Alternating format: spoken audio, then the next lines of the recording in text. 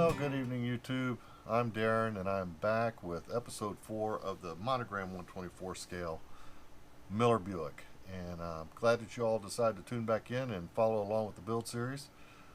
If this is your first time here, this is, like I said, a build series, and it's episode 4 in that series. I'll link a card right up above here to the build series. Go ahead and check that out. And if you like what you see, please consider subscribing. If you do, hit the bell. You hit that bell, you'll be notified anytime I upload new content such as this. There's a lot of stuff coming here in the near future.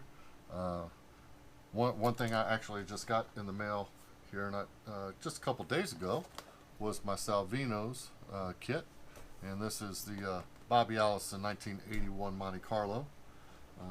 This is a pretty cool kit.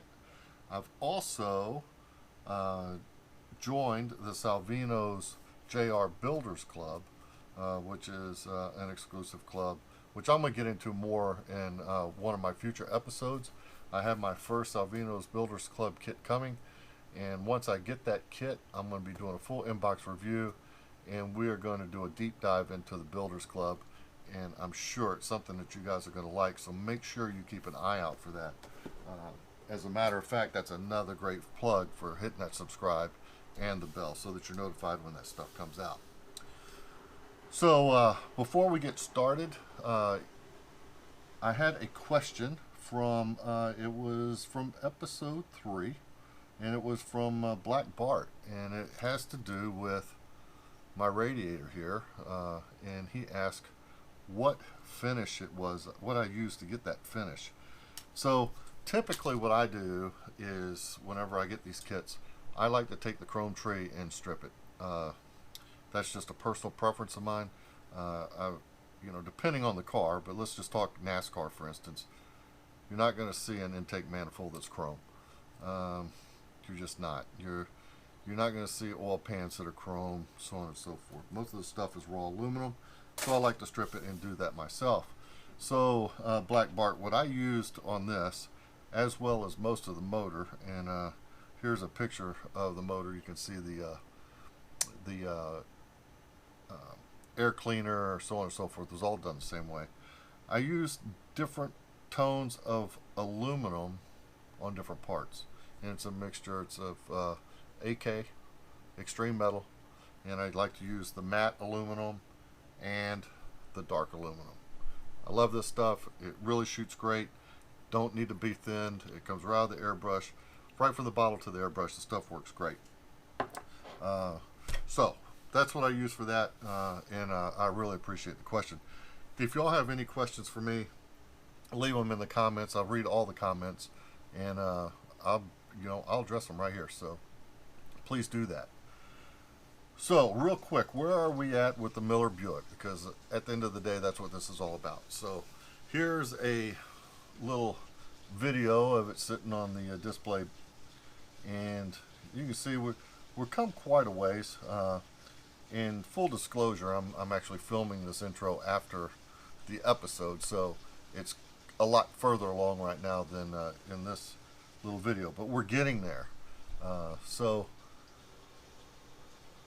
soon we're going to be on to body work. This you'll see in this episode, we're going to talk about roll cage padding.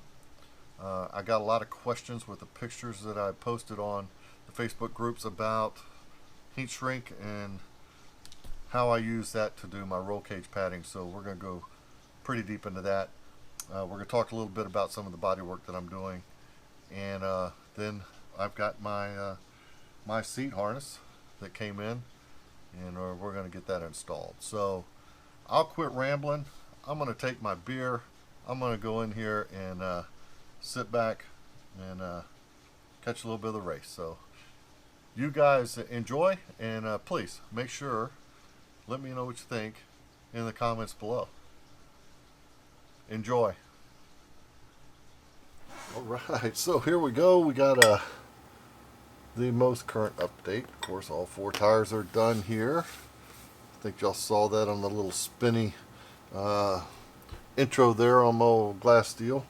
You can see that there's a lot done here. Now, in reality, a lot of this stuff is just sitting in here because as you can see, I still have the, oops, I fell out of there, but I still have the roll cage all just taped down because I need to get the seat in, and I'm waiting on my seat belt assemblies to come in before I strap all that in there. So once that's in, then all this will be final. Now, what I want to do for this video is, I just want to kind of give y'all a quick update on what's happened. I know that I posted on some of the Facebook groups some pictures of the roll cage stuff. You see on top, on my top camera, you can see I've got the roll cage padding in there. And I just wanted to give a quick, there's several people that asked how I did it, so I want to take a few seconds and show y'all how I did it. As a matter of fact, the steering wheel, if you look at the side picture there, that steering wheel, I really like the way the steering column came out. So I kind of surprised myself. I really like it. So what we're going to do is I'm going to get my stuff out here, and I want to go ahead and I'm going to take the roll cage apart, just kind of put the pieces off to the side so nothing gets messed up, and go ahead and show y'all how I did this just real quick. So let me go ahead and get this taken apart, and I'll be right back. Okay, so what I use to do this is heat shrink, and you know, I got various different sizes of heat shrink, but I have got just a ton of this stuff down here. This is what size is that? Doesn't even tell me, does it? Yes, it looks like this is going to be 1 1/16 or 1.58 millimeter in diameter. Very small. So as you can see, it's tiny. But it works really good on these roll cages. And I'm here to tell you, folks, I had some people ask, well, I don't want to put that kind of heat on my model. No, I don't blame you. I wouldn't either, and I don't put any heat on whatsoever. What I do is I take my little scissors here, or my sharp X-Acto knife, whichever one, and I'll cut this all the way at the middle, slice it, and just cut right up the center, all the way across, one line. I'm getting ahead of myself.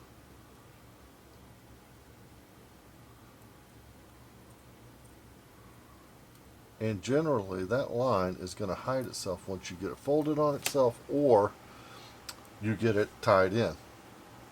Now this rubber does have, this heat shrink does have some very faint white letters on it, so I did pre-spray all of these with my Mr. Surfacer 1500 thin down, just to kind of take the letters off. It's just a very thin coat.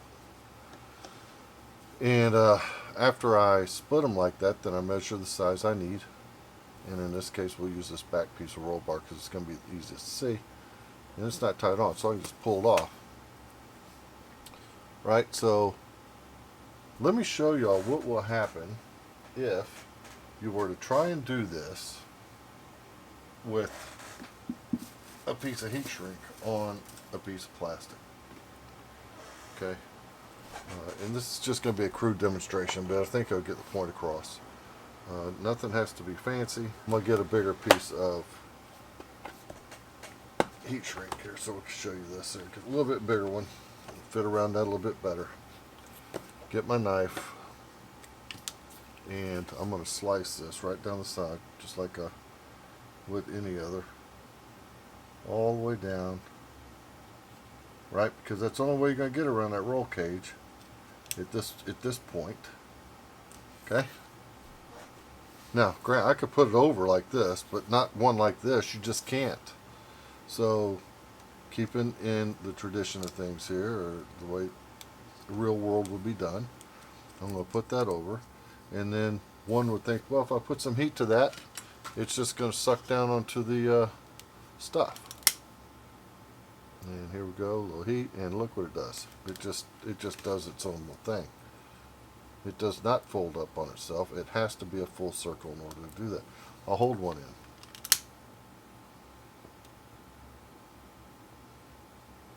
in. It just waves around, folks. It's not going to go. So if there's somebody out there that's doing it that way and making it work, man, let me know in the comments below, because I don't see how the hell you're doing it. So back to the regularly scheduled show. I cut the length that I need. I slice it the way I showed you, and then I go ahead and split it with my finger and just get it over.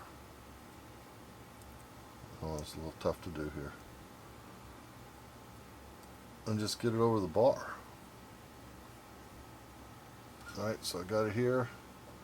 I'll go ahead and get it over the bar like so, and just feed it on there until it snaps in place. And there you go. So that's step one.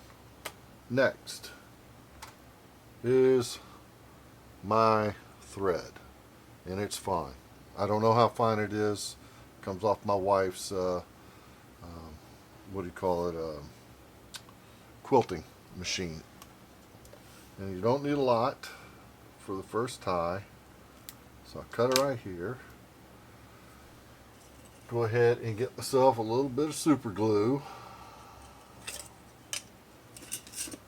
Here I got the Bob Smith Super Gold. I'll put a little drop of that in there. It doesn't take much. That's it. Give me a toothpick. I'll need that. And my pair of tweezers. So I am going to zoom down on this top camera. I am going to do right in the center here. Hopefully my hands won't get in the way. Let me see if I can't get this over here. Kind of follow along. The side camera, if you can, will go back and forth. So I'm going to pull this string through and pretty much just tie a loose knot in it.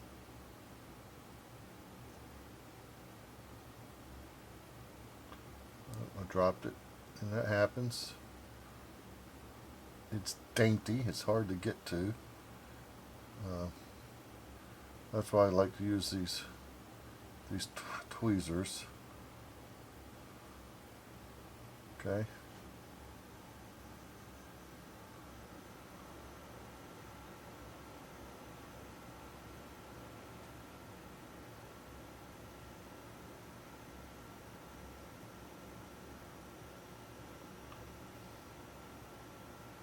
And there we go. Got it through.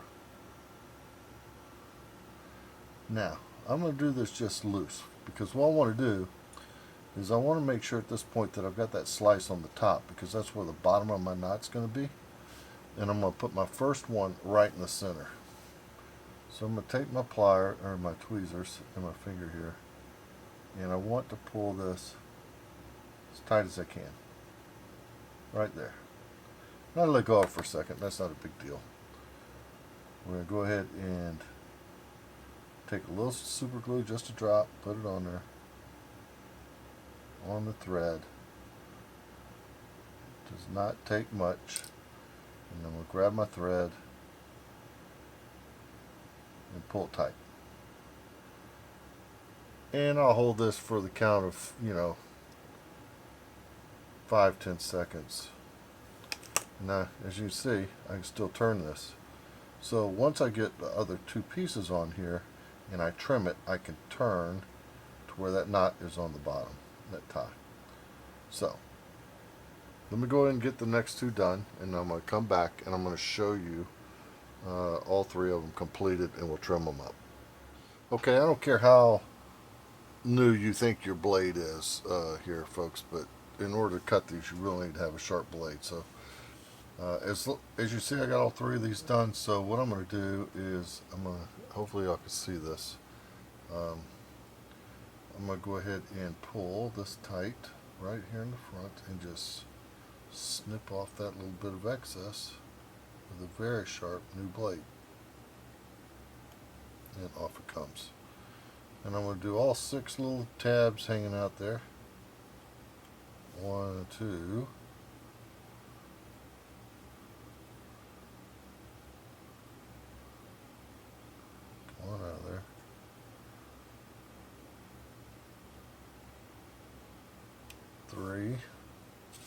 Turn it around. I already did that one over there. 4 and 5.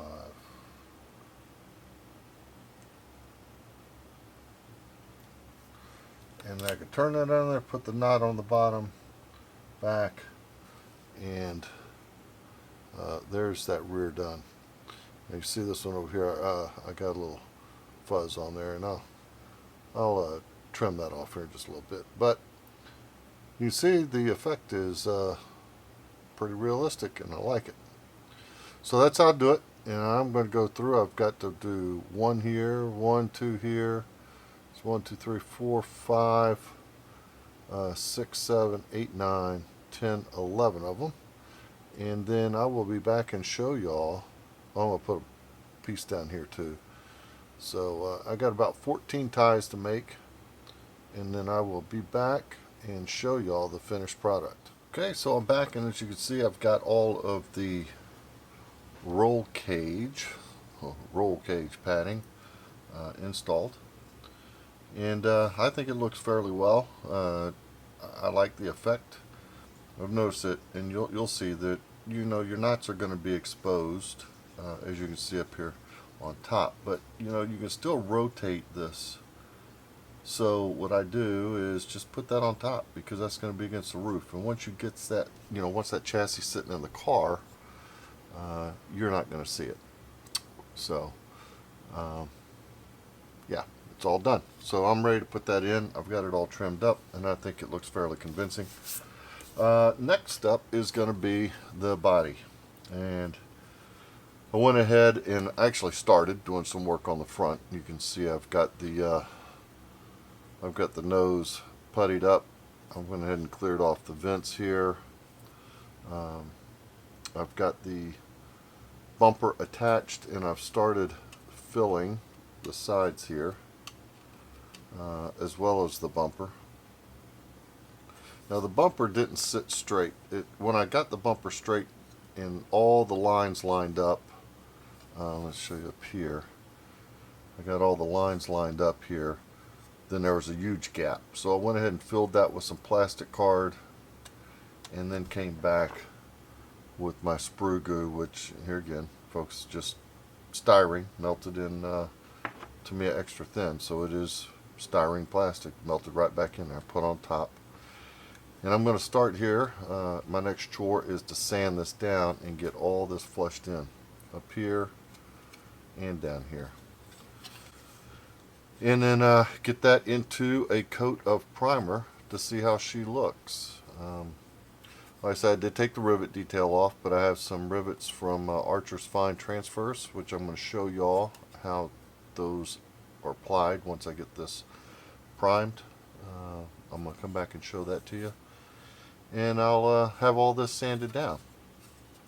So that's next in the step, and I will be back once I'm not going to bore y'all with the sanding, so I'm going to go off camera and take care of that. And then if I have anything of interest to show, I'll break back in here and update you. Well, here we go. I've got, as you can see, the front end of this is black, right? So I've been doing some sanding on it, and I use my 1500, my Mr. Finisher 1500. This is what I like to use for primer, especially when I've been doing some sanding, because it shows your issues, right? So if you look, let's see, can you see it on this camera? Yes, you can. Look at the lower part of the bumper down here. You're going to see where I've got these ghosted in. Now these feel completely smooth. Same with the hood hinge pin area. They feel completely smooth, but obviously they're not. So those are going to need a little bit more work here and here. This is going to need a little bit more work along the side. I do have it pretty close, but it's just not quite there. There was a lot of work back here on this rear end. Trying to keep these body lines right and getting here and sand has been a somewhat of a challenge, but we're getting there. It does need a little bit more work. I'm going to get that knocked out. Same on the other side, but it is a lot better than what it was. So a lot of work left to go here, and we'll get there. But that's not what I'm back for. What I'm back for is because the mailman was just here, and now I get to do the seat, because I got my safety harness from Ted's Modeling, and I've been waiting for this so that I can get this seat done. I can't put any of the rest of this stuff together until I get the inside of the cockpit finished. So I'm going to use this Gopher Racing photo etch seatbelt set, the red ribbon from this, in conjunction with this, and get this all done up so that we can install it in here. And then once that's installed, I can go ahead and put the motor in, I can put the radiator in, that back on the way it's supposed to be, the front tires on, and my steering wheel, which I've already started to work on my cable for that, which will be black and connected, and this will be on the dashboard. So my point is, long way of getting from point A to point B, I have been waiting on this so that I can move forward. So that's what we're going to do next. And what I'm going to do, because this is going to be a little bit boring, I think, I'm going to go ahead and take my ribbon out, and actually you can follow along if you want to. I'll do a little speed up on this, and if I come across something of interest or an issue, then I will stop and I will tell you what's going on. So here we go. So holy hell, I'm back, man. That was painful. It was very tedious, very fiddly, but we got it done. And whereas it may not be 100% historically accurate, I think it looks pretty damn convincing. So what I've done is I've just gone and taped the roll cage in here, and I'll show you the seat. So you can see I've got the harness in there. It's wrapped around the back. The seat's just sitting inside. I think that it's, as I said, it's not 100% accurate, but it's pretty convincing. And that's what we really want, right? We want something to add a little visual interest, and that certainly does the trick. So, you know, there you go. It took me quite a long time to do that, and actually I had a beer and there was a little cussing involved too. So what's next? Well, I wanted to finish this up. I wanted all this done in this episode, but this episode's going to run a little long, so I'm going to cut it short. And when we come back, I hope to have the whole rolling chassis completed. I do still have to put the steering wheel in, of course, with the cable for the radio. That is just, folks, so y'all know, that's just lead wire. I bought this, I think, from Bass Pro Shops online, but it's just lead wire used in fishing. It goes all the way up from point 010 to point 035, and I use it for all sorts of different things. In this instance, I just took the lead wire and I found something that was going to be a real close, real tight. I don't have the actual thing that I used to wind this with, but a toothpick will show you. You know, you put it on there and you just start winding this around. You get it as tight as you want. You know, pretty simple stuff. And then when you're done, you can pull it off. And then of course you can stretch it like a spring if you want to. You can move it.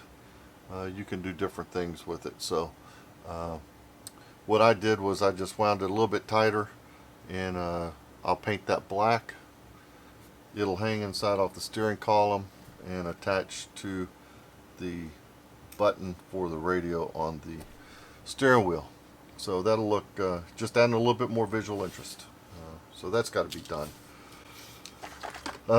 Let's see. So when we come back in the next killer episode, I hope to have, this is going to be complete. And we will be moving on to the body work, which actually I've already started, as y'all well know and you saw. I do have those areas on the hood that have where the hinge pins go need to be resanded and touched up, and of course the front. Now, I got to tell you, I posted this picture here online, and I got a lot of back and forth on this. And what I'm looking for is that bottom valance down there. You'll see the arrow pointing to it. The ride height on this kit is not bad. I don't think it's 100% accurate, but it's not bad. But I'm thinking that valance, that little added piece down there with the rivets around, would look really cool. What do you guys think? Should I go for it? I mean, I've got the sprue to do it, and styrene sheet, and I think it would be an added touch, a nice cool touch. But what do you guys think? Let me know in the comments below, and I'm curious to see what y'all's ideas are. So I can tell you what they were on. They were hit and miss online. So let me know. And as always, I really appreciate y'all tuning in.